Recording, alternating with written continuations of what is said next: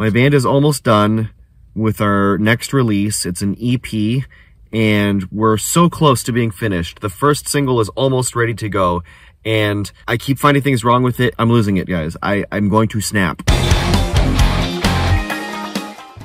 Hey, welcome to Passionfruit, where we pursue lives of hopefully not completely snapping by the end of this week. Yeah, just kidding. This is Passionfruit, where we pursue lives of passion and purpose. And sometimes that passion and purpose makes you take on really big projects and artistic pursuits that are cool and they're fun, but it takes so much work, so much effort.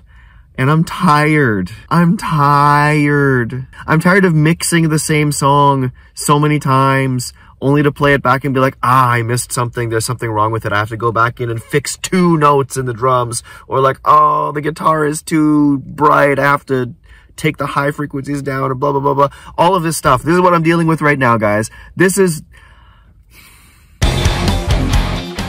So back at the beginning of 2023, I sat down with my bandmates and said, guys, I feel like we could take a bunch of stuff that we've cumulatively been working on over the last little while.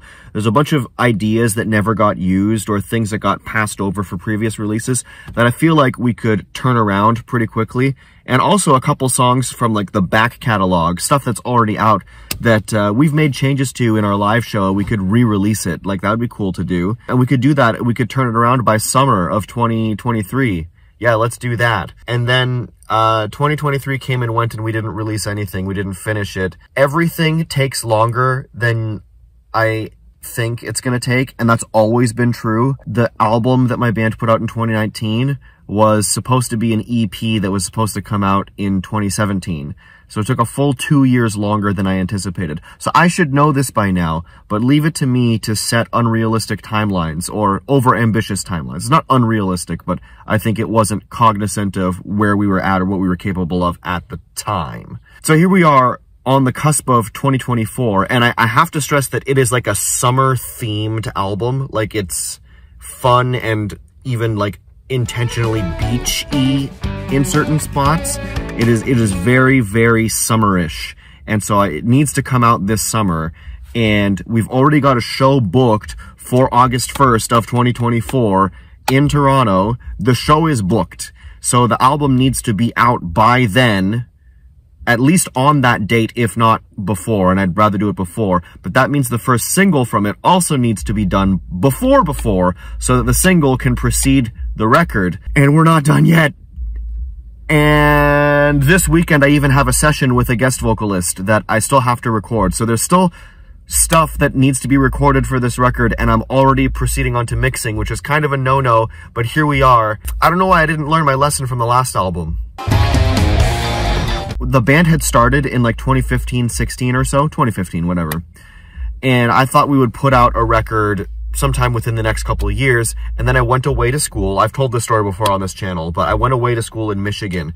So the band immediately became long distance, and we recorded our entire album without ever being in the same room as each other. It was just everyone recorded their own parts at home, uploaded them to Google Drive, and then the producer we were working with did the mix. It took a lot of work. It took a lot of coordination. It took a lot of documenting what was and wasn't done in like a Google spreadsheet. It took a lot of really long-winded back and forth communication in the group chat, just being like, hey guys, I listened to it. And everyone had to listen to it on their own time because we were never in the same place, and we were not in the same place as our producer. We didn't even ever work in person with our producer. It was all just over like group calls and stuff and Google Drive. And that's been how we've worked ever since, because even though I'm back in Canada, the band is still long distance. We've found a way to make it work, but I keep underestimating how much time everything takes. While we did learn a lot from the process of making our album, I get the sense that there's still a learning curve. Like, every time we sit down and do it, it's never the exact same. We've had band member changes. We've had changes in like how we produce and how we work and how we record and our equipment and all of that good stuff. I mean, it's just, and there's changes in our lives too. Changes in like what we've got going on for work, how much free time each of us actually has. Financial things for all of us have been a little tight since the pandemic, and you know, various things like, you know, finances are kind of personal, but still it's been tough. We, at the start of our career, worked with producers and mastering engineers and people to record us, people to do the mixing, people to do the mastering, and as of late, it's just not been feasible for us. So I've taken on all those responsibilities, and I'm not necessarily a professional mastering engineer. My mixing is fine at this point. My mixing, that's good. But like mastering is one of the more nuanced and fine-toothed parts of music production, and I am not there yet. So, whew. All of this to say, I've taken on so much, and I feel like I've bitten off more than I can chew. And right now, what I need to do is go to the gym. I'm in the parking lot for the gym right now. And within the last 48 hours, I've mixed this one song, which is supposed to be our first single from this EP. I've mixed it 13 times and mastered 7 of those attempts. I feel like I'm losing my mind. And I know that on this channel, I, and especially the other creators, have talked about perfectionism and what a soul killer it is. But man, it's so hard to resist the urge towards perfectionism when you're trying to make a record. It's so hard to not nitpick every single detail when you're mixing a song. That's literally what you're supposed to do, is nitpick every single detail and make sure no sounds are out of place, nothing is too loud, too soft, too bright, too dark, too far forward, too far back. Every single detail. Like, the detail work of artistry demands nitpicking, and so it kind of forces you into perfectionist space. And I'm at a point now where I'm pretty sure we have a mix of the song that is good enough. Like, it sounds good, but I keep finding things wrong with it. Even the other guys in my band told me, like, yeah, dude, take a break. Take a break. Go hit the gym, get some exercise, take your mind off it for a bit. Like, don't burn yourself out. So I'm like, okay, I'm going to try this. I'm going to do the Passionfruit type thing and try to take care of myself so that I don't go crazy. I was in the group chat earlier today spamming Mel and Adjoa and Darcy and Evan about the song, and I showed them the song and I was like, hey guys, check out the new song. I think it's ready to go. Also, there's no way this is ready to go. I have to fix everything still. And they were like, why? Darcy was literally like, why, Max? Why are you doing this to yourself? Where I'm at right now is the most unpassionfruit ethos I could possibly have.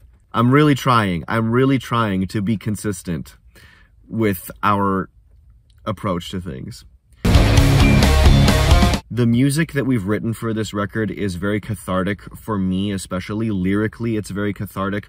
A lot of it addresses topics and themes that will, if you've been following this channel, probably seem like recurring themes and motifs, because it really does speak to where my life has been at for the last couple of years. It's this weird thing that, like, the art that you create to try to set yourself free, or at least set your voice free, oftentimes also becomes its own cage when you allow it to dominate you, or when you allow the, like, performance metrics and the deadlines and the businessy side of things to rule what it is. I've been listening through this audiobook, and I know that Mel has been reading this book too, Art and Faith by Makoto Fujimura.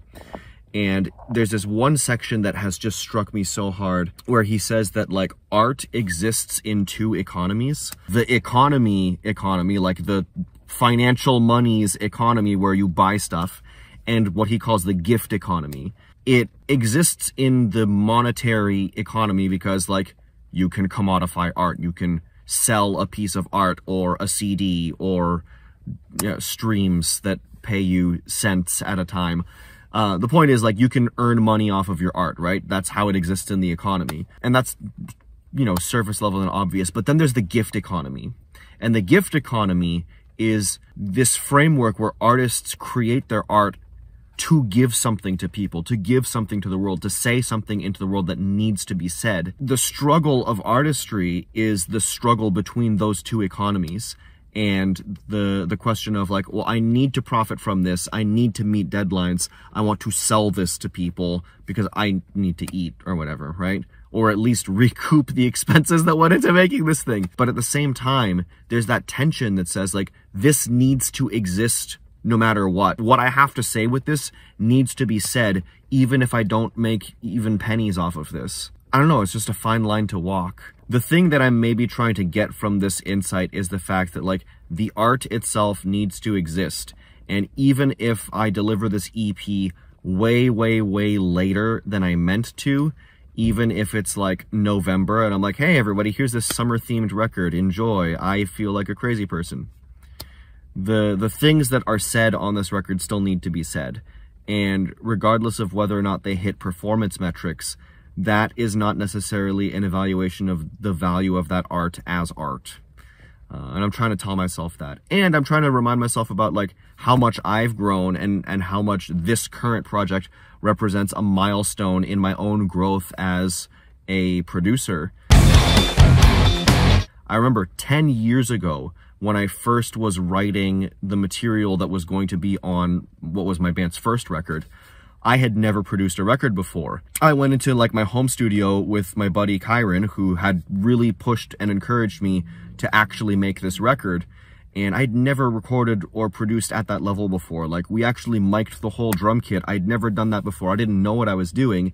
I was learning as I was going, and I ended up creating something that still to this day I'm incredibly proud of. Now, if I listen to what I'm making, like the stuff that I've written for or in 2024, and the way I've produced it, the way I've recorded it, it's like leagues above what I was doing back then in terms of quality. Or at very least, I'm getting to the same level of quality with like half the amount of mental effort. And now that I think about it, like those first records we made, because we ended up taking the full-length album and splitting it into 2 EPs, but that took me like 2 years basically too, to like finally arrive at a place where I was happy with it. So this is not that crazy. I realize in the grand scheme of things, it's not that crazy. I'm just putting a lot of pressure on myself, which is why I'm going to stop recording this video now and go to the gym. I may have things to say later, but I think I've made my point now.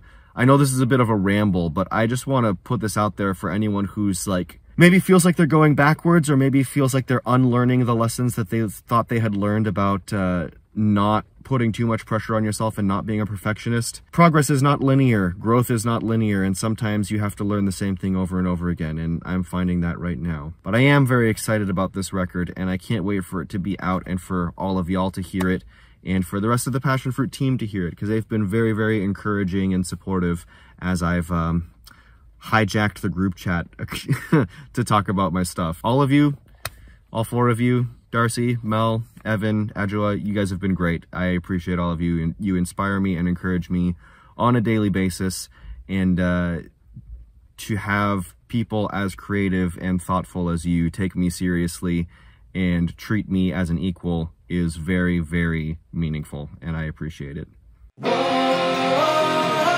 Something beautiful kissed my dreams again. It's like I opened my mind as wide as sand.